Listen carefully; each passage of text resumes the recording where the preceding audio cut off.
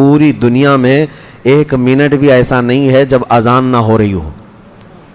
پوری دنیا میں ٹائم ڈفرنٹ ایسا ہے کہ یہ اذان کے اوقات اگر آپ دیکھیں گے تو فجر کا وقت انڈونیشیا سے شروع ہوا, اس کے بعد 1 گھنٹے کے بعد دوسرے ملک میں, اس کے بعد تیسرے ملک میں, پھر چوتھے ملک میں, یہ گھومتے گھومتے اذان جو ہے 24 گھنٹے پوری دنیا میں کہیں نہ کہیں اذان ہو ہی رہی.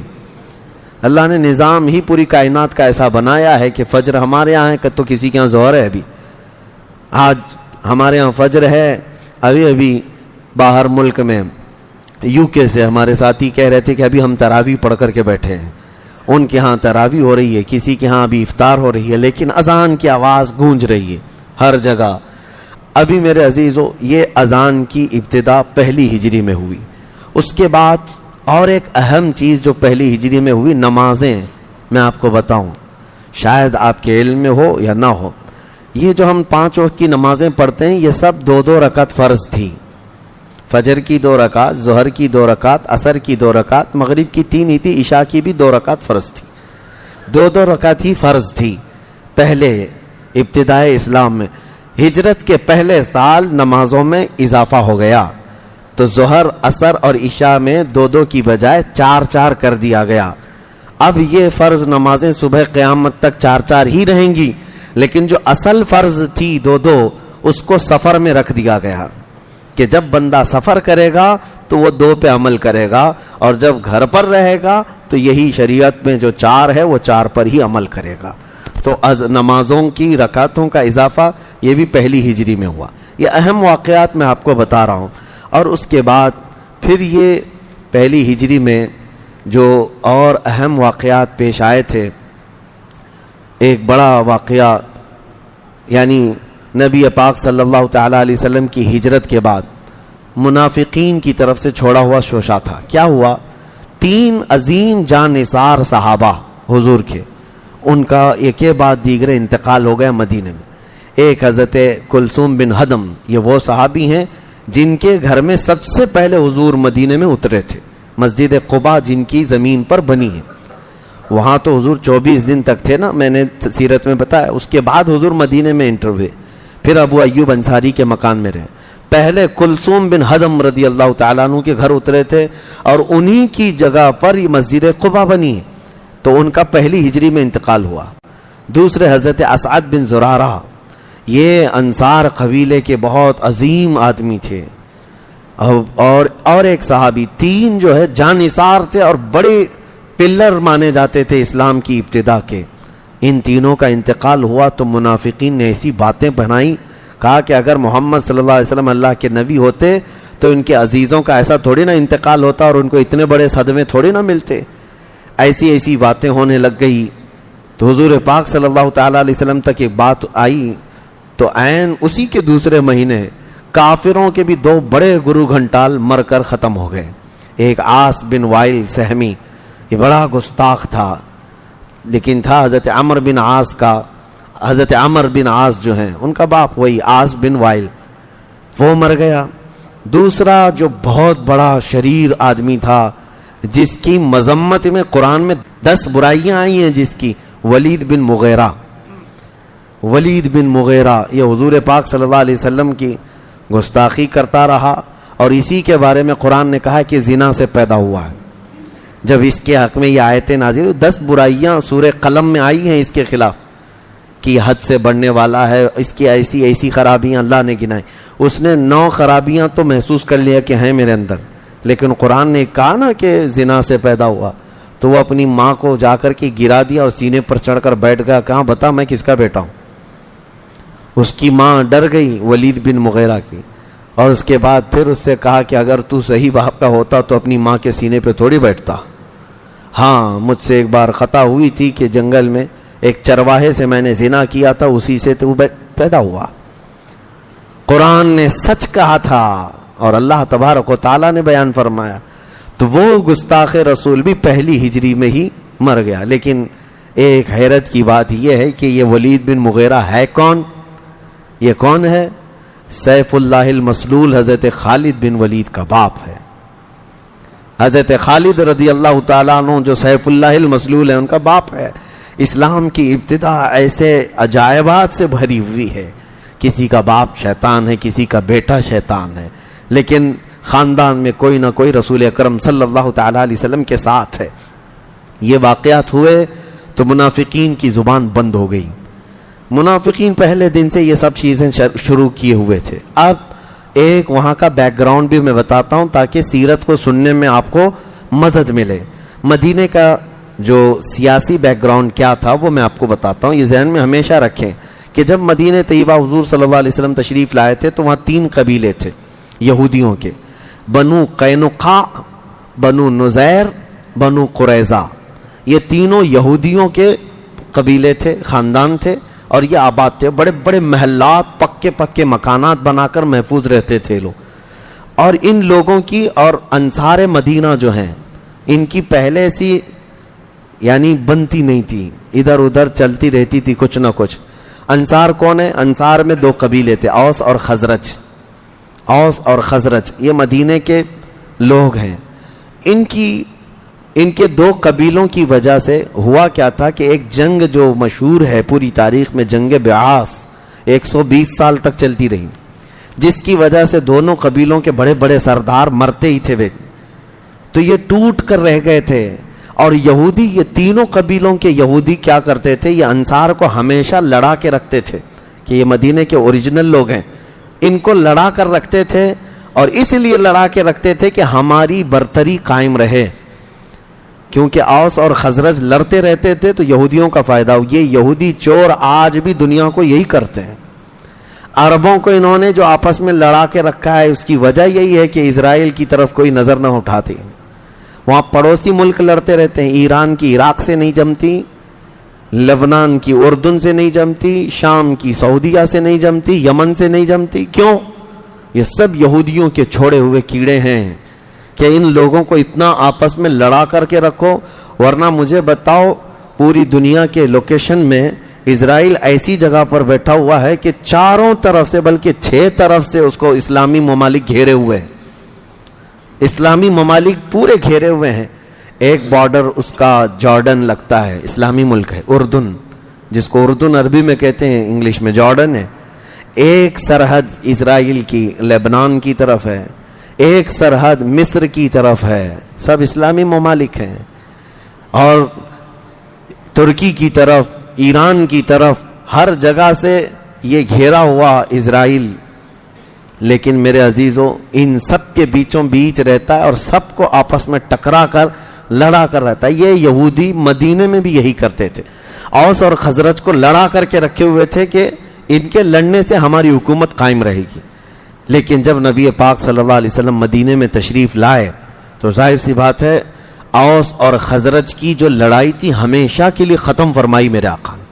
انصار کو ایسا بنا دیا تھا میرے آقا نے, ایسا بنا دیا تھا کہ اب وہ جو سالوں سے لڑتے تھے اب اپنے بھائی کی پیاس پر اپنی جان بھی دیتے تھے.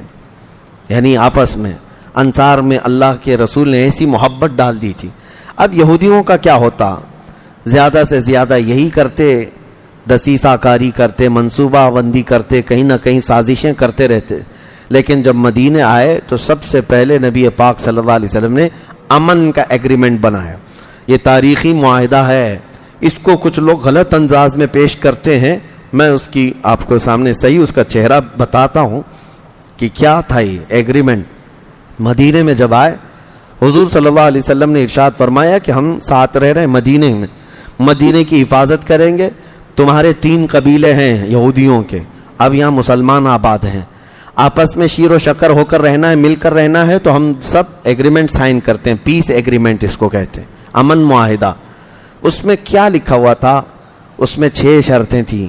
اس میں پہلی چیز یہ تھی کہ پہلے زمانے سے جو دیت اور فدیہ چلا آ رہا ہے, یعنی کسی کو مارا جائے, کسی ایک آدمی کا قتل ہوگا تو بدلے میں قصاص لیا جائے گا, دوسرا آدمی قتل ہوگا, یا تو پھر پیسہ جتنا دینا ہے گھر والے مقتول کے راضی ہوں گے تو وہ دیت اس کو کہتے ہیں. یہ بھی قانون چلتا رہے گا.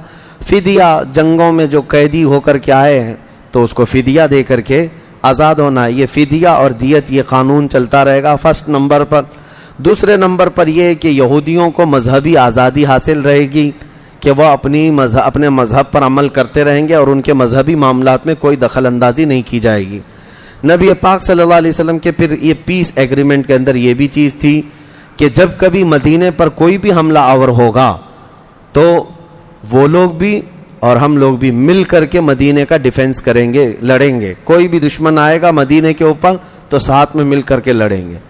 پھر یہ بھی تھا اس ایگریمنٹ کے اندر کہ اگر ہم میں سے کوئی بھی کسی سے صلح کرے گا تو دونوں ساتھ میں صلح کریں گے، لیکن مذہبی جنگیں جو ہے وہ اس سے الگ رہیں گی۔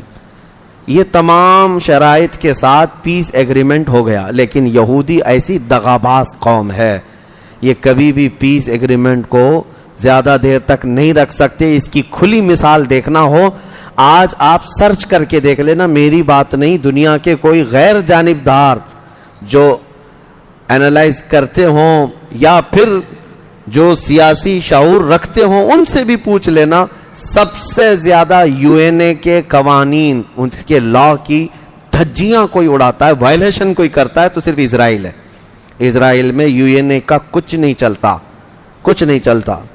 پورے دنیا کے ممالک پر یہ دھونس جماتے ہیں، پابندیاں لگاتے ہیں، لیکن اسرائیل کے ساتھ کچھ نہیں کر سکتے۔ اسرائیل پر کتنی مرتبہ UN نے پابندیاں لگائی کہ فلسطین میں نئی بستیاں نہیں بناؤ گے، مسجد اقصیٰ کا جو انتظامی معاملہ ہے وہ UN کے اعتبار سے بہت پہلے ہی یہ ڈکلیئر ہو چکا تھا کہ یہودی اس کے اندر اپنی عبادت کے طور پر نہیں جائیں گے، بہت ساری چیزیں، ہر چیز کا وائلیشن ہوتا رہا۔ فلسطین کو پورا کھا گئے، سوائے غزہ پٹی کے اب کچھ نہیں باقی رہا، سب کچھ ختم کر دیا۔ تو سب سے زیادہ ایگریمنٹ کو توڑنے والی قوم اس دنیا میں کوئی ہے تو وہ یہودی ہیں، یہودی ہیں۔ مدینے میں بھی حضور صلی اللہ تعالیٰ علیہ وسلم کے ساتھ ایگریمنٹ تو کیا، لیکن اس کے بعد یہ وائلیشن کیسے کیے اس کو میں آگے کی جنگوں میں بتاتا ہوں۔ لیکن پہلی ہجری میں اور ایک جو بہت بڑا یعنی تاریخی جو چیزیں ہوئی ہیں اس میں ایک اور تاریخ ہے، رسول کریم صلی اللہ تعالیٰ علیہ وسلم کی لخت جگر سیدہ کائنات فاطمہ الزہرا رضی اللہ تعالیٰ عنہا کی شادی مبارک بھی پہلی ہجری میں ہوئی تھی۔ یہ شادی بھی اس طور پر کہ نبی پاک صلی اللہ تعالیٰ علیہ وسلم کی یہ عزیز ترین چہیتی بیٹی جو ہجرت کر کے آئیں مکہ سے مدینے میں، اس وقت حضرت ابو بکر صدیق، حضرت عمر فاروق رضی اللہ تعالیٰ، بڑے بڑے اجلہ صحابہ، ان کی خواہشیں تھی کہ نکاح کا پیغام بھیجا جائے، لیکن کوئی نبی پاک صلی اللہ تعالیٰ علیہ وسلم کے پاس اس چیز کو رکھ نہیں پاتے۔ مولا کائنات حیدر کرار علی مرتضیٰ رضی اللہ تعالیٰ عنہ کی خواہش تھی، انہوں نے کسی کو قاصد بنا کر کے بھیجا پیغام نکاح کے لیے۔ نبی پاک صلی اللہ تعالیٰ علیہ وسلم نے بلایا اور فرمایا اللہ کی بھی یہی مرضی ہے، اللہ کی بھی یہی مرضی ہے۔ اور اس کے بعد اس ٹاپک کو کسی اور وقت میں کہ ان کی شادی کی جو تفصیلات ہیں وہ کس طرح سے ہوئی، یہ پہلی ہجری میں نکاح ہوا۔ اور اس کے بعد ہجرت کے بعد ایک اور اہم چیز، ہجرت کرنے کے بعد سب سے پہلا لڑکا جو پیدا ہوا مدینے میں وہ حضرت عبداللہ بن زبیر ہے، یعنی حضرت اسماء کے بیٹے۔ اسماء کون ہے؟ حضرت عائشہ کی بڑی بہن، حضرت ابو بکر صدیق کی بیٹی۔ یہ ہجرت کر کے آئیں حضرت اسماء، اور حضرت زبیر بن عوام یہ عشرہ مبشرہ میں سے ہیں، ان کے ساتھ نکاح تھا کس کا؟ حضرت اسماء کا۔ اور حضرت زبیر کون ہے؟ حضور صلی اللہ علیہ وسلم کی سگی پھوپھی کے بھی بیٹے ہیں، عشرہ مبشرہ میں سے ہیں، 10 جنتی صحابہ میں سے۔ تو حضرت زبیر اور حضرت اسماء یہ شوہر بیوی تھے، ان سے پہلا بیٹا پیدا ہوا عبداللہ، یہ صحابی رسول ہیں حضرت عبداللہ بن زبیر جو مکہ میں شہید ہوئے تھے حجاج بن یوسف کی جنگ میں، حضرت امام حسین کے کربلا کے بعد۔ عبداللہ بن زبیر رضی اللہ تعالیٰ عنہ پہلی ہجری میں پیدا ہوئے۔ یہ میں کیوں بتا رہا ہوں کہ کیوں پیدا ہوئے، پیدا ہونے کی یہ تاریخ؟ اس کی وجہ یہ ہے کہ یہودیوں نے یہ شوشہ چھوڑا تھا پورے مدینے میں کہ ہم جتنے بھی یہ ہجرت کر کے آئے ہیں، مکہ سے بھاگ کر کے مدینے میں آئے ہیں، ایسا ہم نے جادو کیا ہے کہ کسی کی نسل یہاں نہیں بننے والی ہے، کسی کا بچہ نہیں ہونے والا ہے، ان کی سب نسلیں ختم ہو چکی ہیں، ہم ایسا جادو کر کے رکھے ہیں۔ تو مہاجرین ڈرے ہوئے تھے کیا یہ یہودیوں کا جادو چل گیا کہ ہمارے کسی کے بچے ہی نہیں ہوں گے، نسل ہی نہیں چلے گی؟ تو سب سے پہلا جو بیٹا حضرت زبیر کے گھر میں پیدا ہوا، حضرت اسماء بنت صدیق کے ہاں حضرت عبداللہ، پورے مدینے میں اس بیٹے کی پیدائش کی خوشیاں منائی گئی تھی۔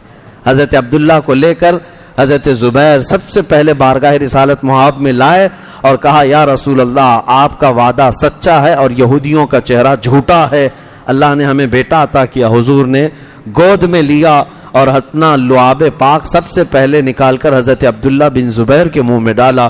ان کے شکم میں سب سے پہلی غذا جانے والی میرے مصطفیٰ کا لعاب پاک ہے۔ یہ ہجرت کے پہلے سال کے واقعات ہیں، اور اس سال میں کچھ جنگیں ہوئی تھیں، یہ بھی بتانا ضروری، کیونکہ کل رات آپ نے جنگ بدر سن لیا تو وہ دوسری ہجری کا ہے، ہجرت کا دوسرا سال تھا، لیکن پہلی ہجری میں چھوٹی چھوٹی جنگیں ہوئی ہیں جن کو سریہ بھی کہتے ہیں۔ میں نے کہا تھا جو حضور نے کسی کو بھیجا تھا خود نہیں گئے اس کو سریہ کہتے ہیں، اور جس میں خود رسول پاک تشریف لے گئے اس کو غزوہ کہتے ہیں۔ تو سب سے پہلا سریہ حضرت حمزہ، امیر حمزہ رضی اللہ تعالیٰ عنہ کو ایک سفید جھنڈا دے کر 30 صحابہ کے ساتھ حضرت امیر حمزہ کو بھیجا حضور پاک صلی اللہ علیہ وسلم۔ یہ گئے تھے سیف البحر، ایک جگہ سمندر کے کنارے، وہاں پہنچے اور ابو جہل 300 لوگوں کو لے کر کے آیا تھا۔ 5 جنگیں میں بتاؤں گا، ہر جنگ میں ڈبل ٹرپل بلکہ اتنے زیادہ کافر آتے تھے، اور یہی بدر تک بھی چلتا رہا، بلکہ کربلا تک بھی چلتا رہا۔ اور لوگوں کو آج بھی تاریخ پتہ نہیں کیوں نہیں سمجھ میں آتی، لوگ اپنی قلت کا رونا روتے ہیں، آج ہم تو مائنورٹی میں ہیں، ہماری تعداد کم ہے۔ پہلے غزوے سے لے کر آخری غزوے تک کی تعداد اگر میں بتاؤں تو تمہارے دماغ سے یہ سب خام خیالی نکل جائے گی کہ تعداد سے کچھ نہیں ہوتا، اللہ کی مدد سے سب کچھ ہوتا ہے۔ حضرت امیر حمزہ گئے، سفید جھنڈا اس وقت علامت تھا، اور جب سیف البحر تک پہنچے اور صفیں لگ گئی تھیں، یہ لڑائی ہونے والی تھی، ایک مجدی نام کا ایک عرب کا بڑا مشہور شخص تھا، وہ درمیان میں آیا اور دونوں کی جنگ ہونے نہیں دیا اور دونوں کو واپس بھیج دیا۔ تو حضرت امیر حمزہ رضی اللہ تعالیٰ عنہ 30 صحابہ کو لے کر واپس آ گئے۔ یہ سریہ حمزہ پہلی ہجری میں ہی ہوا تھا۔ دوسرا حضرت حارثہ رضی اللہ تعالیٰ عنہ، ان کو دے کر حضور صلی اللہ علیہ وسلم نے 80 مہاجرین کو لے کر کے گئے تھے، اور ان کے مقابل میں بھی جو آئے تھے وہ تقریباً 400 کی تعداد میں کفار مکہ آئے، لیکن یہ بھی جنگ ہوئی نہیں۔ یہ رابغ ایک جگہ ہے مکہ مکرمہ سے تھوڑا سا قریب میں، وہاں تک یہ گئے تھے، لیکن وہ بھی جنگ ہلکی پھلکی ہوئی۔ اس کے بعد ایک تیسری اور ایک جنگ ہوئی، چھوٹی سی جنگ، اس میں حضرت مستح رضی اللہ تعالیٰ عنہ یہ امیر قافلہ بنا کر کے بھیجے گئے تھے، تو حضرت سعد ابن ابی وقاص اس میں تھے۔ یہ جنگ ہے، یہ سریہ ہے، اس میں اس کو سریہ بوات کہا جاتا ہے۔ اس میں حضرت سعد ابن ابی وقاص رضی اللہ تعالیٰ عنہ نے تیروں سے ایسا مارا تھا، 12 تیر انہوں نے چلائے تھے، ایک بھی تیر خطا نہیں کیا، سب کے سب برابر نشانے پر کفار کو لگے تھے، اور ان کے تیروں کی ہیبت سے وہ جنگ ہی نہیں ہوئی، سارے میدان سے بھاگ گئے تھے، سارے بھاگ گئے تھے۔ یہ سریہ بھی پہلی ہجری میں ہوا، اور اسی وجہ سے حضرت سعد ابن ابی وقاص کا تیر مشہور ہے۔ حضور پاک صلی اللہ علیہ وسلم کے پاس جب یہ بتا، اسلام میں سب سے پہلا تیر جس کا لگا ہے وہ حضرت سعد ابن ابی وقاص کا ہے۔ اور جانتے ہیں، آپ کو میں بتاؤں، سعد ابن ابی وقاص عشرہ مبشرہ میں سے ہیں، 10 جنتی صحابہ میں سے ایک واحد صحابی ایسے ہیں جن کو یہ فضیلت حاصل ہے، ساری دنیا یہ کہتی ہے یا رسول اللہ میرے ماں باپ آپ پر قربان ہوں، لیکن حضور پاک صلی اللہ علیہ وسلم نے حضرت سعد ابن ابی وقاص کے لیے کہا، سعد تیر چلاؤ میرے ماں باپ تجھ پر قربان ہوں۔ یہ صرف واحد صحابی حضرت سعد ابن ابی وقاص، یہ چائنا میں آرام فرما رہے ہیں۔ ہاں، حضرت سعد ابن ابی وقاص رضی اللہ تعالیٰ عنہ، ان کو حضور نے فرمایا تھا، ارمی یا سعد بی ابی انت و امی، اے سعد تیر چلاؤ میرے ماں باپ تجھ پر قربان ہوں۔ یہ جملہ پھر نبی پاک نے کسی اور کے لیے نہیں فرمایا۔ یہ سریہ ہوا، اس کے بعد ایک غزوہ بھی ہوا، حضور خود تشریف لے گئے تھے، ابوا ایک جگہ ہے جہاں حضور کی والدہ ماجدہ آرام فرما ہے، بی بی آمنہ رضی اللہ تعالیٰ عنہ۔ یہ بھی جنگ نہیں ہوئی، 4 ہوئے، اس کے بعد 5ویں ایک جنگ تھی، غزوہ ذو العشیرہ اس کو کہتے ہیں، اسی کو بدر اولیٰ بھی کہتے ہیں۔ کل رات کو میں نے بتایا تھا کہ یہ قافلہ روکنے کے لیے ابو سفیان کا حضور صلی اللہ علیہ وسلم چل کر گئے تھے، لیکن وہ بھی جنگ نہیں ہوئی، واپس آئے۔ اور اس کے بعد 6ٹھی جو جنگ تھی وہ غزوہ بدر ہے، جنگ بدر ہے، جو باضابطہ صفوں کے ساتھ لڑی گئی تھی۔ پورے تاریخ میں اکثر کو یہ مشہور ہے کہ پہلی جنگ عظیم اسلام میں بدر ہے. یقیناً وہ پہلی جنگ ہے اس اعتبار سے کہ باضابطہ جو لڑائی ہوئی تھی وہ پہلی تھی, لیکن چھوٹی چھوٹی جنگیں اس سے پہلے 5 ہوئی تھیں. یہ تاریخ میں نے جنگ بدر تک بتائی. انشاءاللہ العزیز آگے کے درس میں جنگ بدر کے بعد کے حالات اور تیسری ہجری کے اہم واقعات اور دوسری ہجری کے واقعات زندگی باقی رہی تو عرض کریں گے. وآخر دعوانا ان الحمدللہ رب العالمین.